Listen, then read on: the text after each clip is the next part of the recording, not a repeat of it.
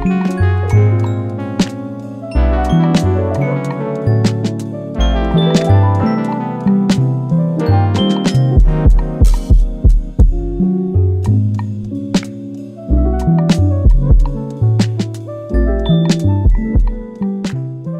to The Advance. I am Michael Quinn Sullivan, standing here with Brandon Waltons. Hello. Brandon, of course, the senior editor at Texas Scorecard, and I kind of do whatever Brandon says. So great to be with you all today. Brandon, we're now at something like the 55th day, I guess, of the legislative session.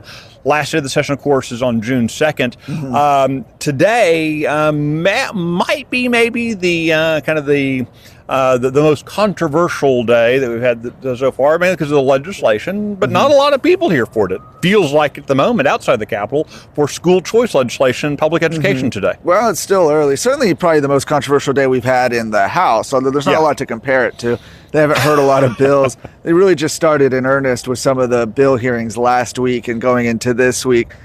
School choice, of course, they've already had a committee hearing, already passed it out of the Senate, like a month ago, maybe more at this point.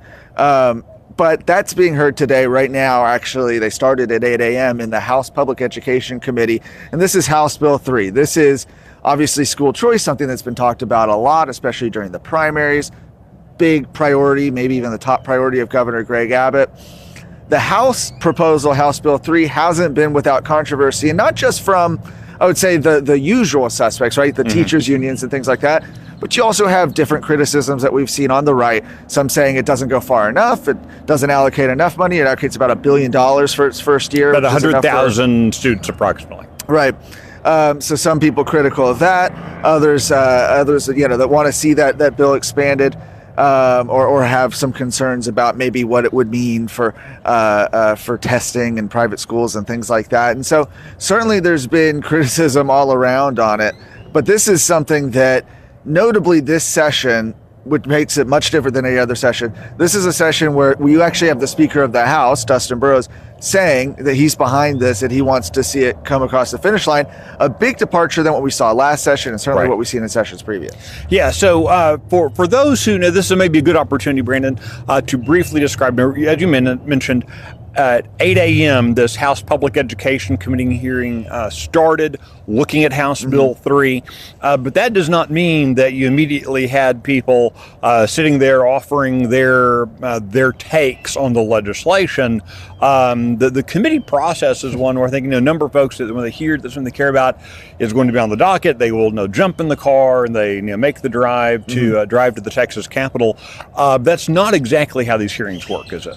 No, in fact, so you really started out this morning with the bill's author, Brad Buckley, who also chairs the Public Education Committee, taking questions from Democrats who are trying to build the case. You have Democrats like James Tallarico and Gina Hinojosa, people who are big opponents of choice and education, trying to build the case against the bill. They're trying to, poke holes in it. And so that's really what actually starts out. Then you actually move on to invited testimony. These are people who get invited to be here. They might be subject matter experts. They might be people representing different organizations that are either for or against school choice. And then, and only then, do you get to the public testimony. And that's what we think of when you see potentially dozens, who knows, maybe over 100 people come, sign up, and they'll get their 2 or 3 minutes to make their case to the committee.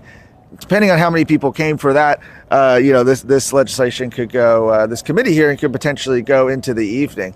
But it is an interesting observation, just one I've made this session, and I don't really know what to chalk it up to, but it feels to me, and we haven't had a lot of committee hearings, especially in the House, but you see less people on both sides, I feel, coming and testifying against some of this legislation. I think it's because a lot of people see some of the things they're doing is unfinished business that's been litigated in previous sessions and probably would have passed if not for the House killing it. And so this time it feels almost like a foregone conclusion with some of the stuff. Okay, I want to talk a little about some of the other things coming up on the floor or in committee, in the Texas House. Tomorrow we have the State Affairs Committee meeting. This is their first substantive meeting. State Affairs handles it's unfair to say they handle the major legislation, but in a lot of ways it is the big stuff goes through state affairs. And tomorrow is their first substantive meeting. They'd had an organizational meeting already. But there's one piece of legislation that it is a little head scratching that this legislation is making it on the first substantive day of committee work, and it's legislation by former House Speaker Dade Phelan. You wrote about this yesterday, to ban political memes, to criminalize political memes. Quickly describe this legislation. Yeah, I mean, you can't make this up, especially the fact that they're hearing this on the first day that they're hearing bills, right? You think of like the Education Committee heard their big school spending bill last week and they're doing school choice this week. What they hear early says what they're prioritizing. And here you have House Bill 366 by former Speaker Dade Phelan, which would actually criminalize essentially any political advertising. Of course, that's a can of worms on what exactly political advertising means, but that uses an altered image or audio or anything like that. So essentially what this means is you could take a photo of, let's say, Dade Phelan, and let's say, I don't know, you put a case of Bud Light in his hands. Well, now suddenly you could face a year in jail if this bill went under, if this bill was passed into law. It's absolutely wild. People are saying it's a violation of the First Amendment. The courts have routinely said that parody and satire are protected. And so it makes you wonder, what is the thought process here that this is the priority right now that Dade Phelan is pushing? Yeah, look, I can't help but think that you have a fellow very thin-skinned who didn't like the fact that people were making fun of him, so he's going to use his power as the former speaker to at least have a hearing, to air his grievances, as it were. I strongly suspect that when the committee takes up the bill tomorrow, that the first words out of his mouth will be, well, you know, I don't want to throw anyone in jail for this, or something like that. You know, well, then maybe you need to fix your legislation. Okay, over in the Texas, I'm talking about a lot about this. Over in the Texas Senate, not a lot. They have a lot of committee hearings going on. They're now definitely into the the doldrums of kind of working through a lot of very technical legislation. But on their intent calendar, which is kind of the way they do the floor, they have some significant legislation that could be considered as soon as today. Probably not today, but within the next couple of days, including legislation to put prayer and Bible studies in school, as well as the Ten Commandments and a ban on taxpayer-funded lobbying. Well, and that last one's very interesting, taxpayer-funded lobbying. That's a priority of the Republican Party of Texas this session. So this is one of their legislative priorities. It was made a priority by Lieutenant Governor Dan Patrick. The bill's author, Senator Mays Middleton, when they held their committee hearing on this a week or two back, noted that it had actually passed the Senate 3 times, and it's never passed the House. In fact, interestingly enough, Mays Middleton, who's the author of it in the Senate, was the author of the House version several years ago, back in 2019, where the House actually voted his bill down. And so this is something that he hasn't given up on in those 6 years and is still continuing to push. And, it remains to be seen. I think it'll have no trouble passing through the Senate as it has before. The question is, of course, like so many things, what happens when it goes over to the other chamber? All right, so we are coming up here on a couple of important deadlines. Friday is the bill filing deadline. Explain what that means. Yeah, so you're going to be 60 days into the session, which means 2 main things. One, it's the last day that legislators can file legislation. So to the extent that this week you wake up with an idea for some amazing bill that hasn't been filed yet, that's probably going to have to wait another couple years till the next session, where we're pretty much past the practical deadline of getting those drafted, and the actual deadline will be at, I think, 5 o'clock on Friday for filing those bills.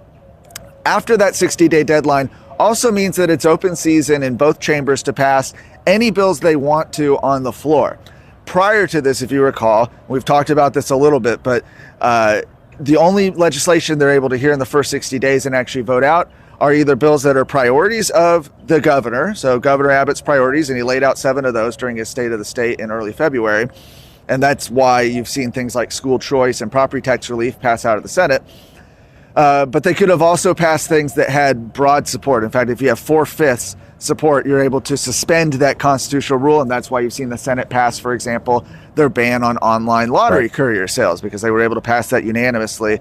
But now anything goes. They can pass any legislation after that 60-day deadline, which really means that, to look at it another way, any of the governor's priorities that didn't already move through the process by the 60-day deadline essentially means that it was a waste. It was a waste in a sense, right? Like they wasted the opportunity that it was an emergency item because they didn't use that early window to do it. And at this point, the House has passed no legislation at all, and it doesn't look like they're going to pass any bills before that 60-day deadline. Yeah, there are no calendars set for this week for floor action on legislation.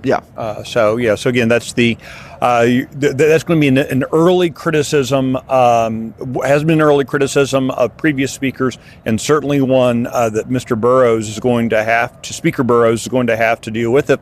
When you get into the session and big items haven't moved, that's going to be kind of one more eye roll. What do you expect out of the Texas House? So hopefully his team is watching the calendar as closely as you are, Brandon.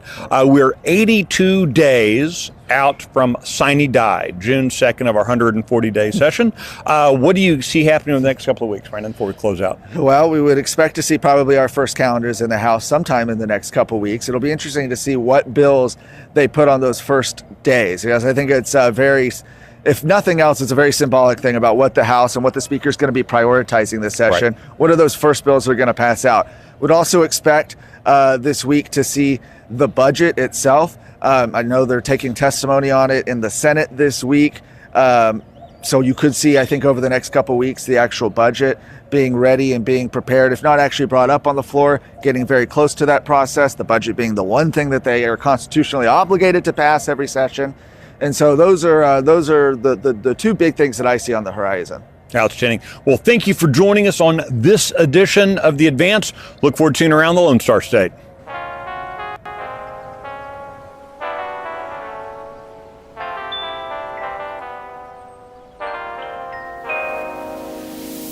Thank you.